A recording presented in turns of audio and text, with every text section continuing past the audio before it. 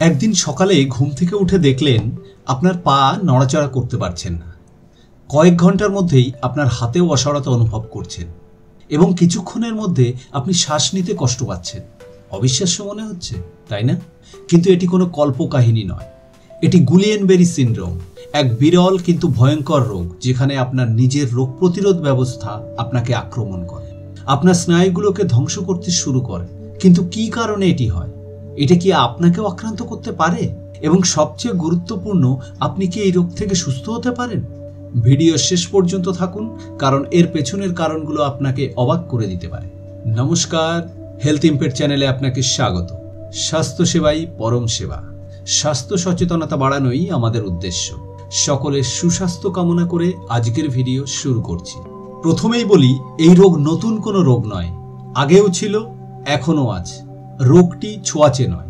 গুলিয়েনবেরি syndrome কি? গুলিয়েনবেরি syndrome বা GBS হলো একটি বিরল স্নায়বিক ব্যাধি যেখানে শরীরের রোগ প্রতিরোধ ব্যবস্থা ভুলবশত স্নায়ুগুলোর উপর আক্রমণ চালায়, যার ফলে পেশি দুর্বল হয়ে যায়, অসাড়তা অনুভূত হয়, এমনকি পক্ষাঘাতও হতে পারে। সবচেয়ে আশ্চর্যজনক ব্যাপার, এটি সাধারণত সাধারণ ঠান্ডা, ফ্লু বা খাবার বিষক্রিয়ার পর শুরু হয়। এখন মজার ব্যাপার হলো, জিবিএস কয়েক ঘন্টা বা কয়েকদিনের মধ্যেই ভয়াবহ রূপ নিতে পারে। প্রথমে সামান্য দুর্বলতা, তারপর পুরো শরীর অচল। আপনার জন্য একটি প্রশ্ন, কখনো কি এমন হয়েছে যে আপনার শরীর হঠাৎ একেবারে দুর্বল বোধ করেছে? মন্তব্যে জানান। কারণ ও ঝুঁকি ফ্যাক্টর। বেশিরভাগ ক্ষেত্রে জিবিএস সাধারণত সংক্রমণের পরে শুরু হয়, যেমন ইনফ্লুয়েঞ্জা, কোভিড-19, এমনকি খাবারের বিষক্রিয়া থেকে আসা ক্যাম্পিলোব্যাক্টার ব্যাকটেরিয়ার সংক্রমণ। হ্যাঁ, আপনি যদি গত সপ্তাহে ভালোভাবে রান্না না করা মুরগি খেয়ে থাকেন, তবে তা ঝুঁকির কারণ হতে পারে। অন্যান্য ঝুঁকিপূর্ণ কারণসমূহ: সাম্প্রতিক টিকাদান, খুব বিরল কিন্তু সম্ভব; অটোইমিউন প্রতিক্রিয়া; সার্জারি বা আঘাত। এখন মজার ব্যাপার হলো, জিবিএস যে কোনো বয়সের মানুষকে আক্রান্ত করতে পারে। যদিও এটি সাধারণত বয়স্কদের মধ্যে বেশি দেখা যায়, কিন্তু তরুণ ও সুস্থ ব্যক্তিরাও আক্রান্ত হতে পারেন।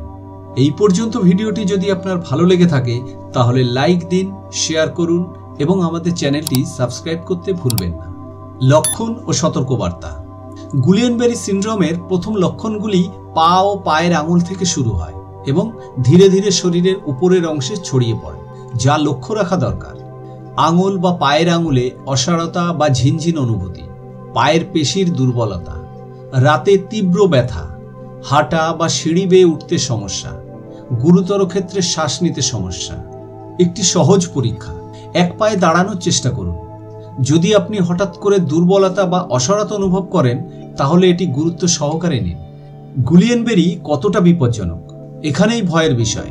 গুলিয়েনবেরি সিনড্রোম যদি দ্রুত অগ্রসর হয়, তবে এটি সম্পূর্ণ পক্ষাঘাতে পরিণত হতে পারে, এমনকি শ্বাস প্রশ্বাসের সমস্যাও হতে পারে।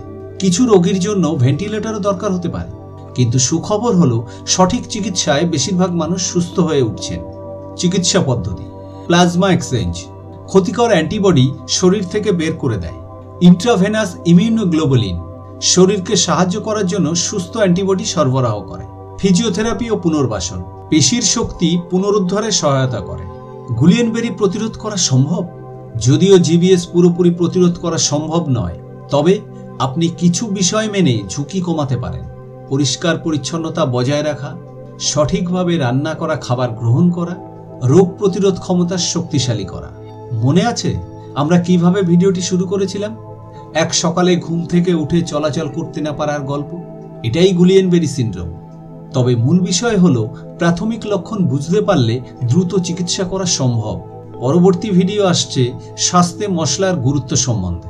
আজকের ভিডিওটি কেমন লাগলো কমেন্ট করে জানাতে ভুলবেন না। তথ্য সমৃদ্ধ এই চ্যানেলটি ভালো লাগলে সাবস্ক্রাইব করে বেল নোটিফিকেশন অন করে রাখুন। ভিডিওটি লাইক ও শেয়ার করে আপনার সাপোর্ট ও অন্যদেরকে দেখার সুযোগ করে দিন। হেলথ ইম্প্যাক্ট সর্বদা আপনাদের জন্য এমন তথ্য সমৃদ্ধ ভিডিও দিতে বদ্ধপরিকর। ভালো থাকুন, ভালো রাখুন। নমস্কার।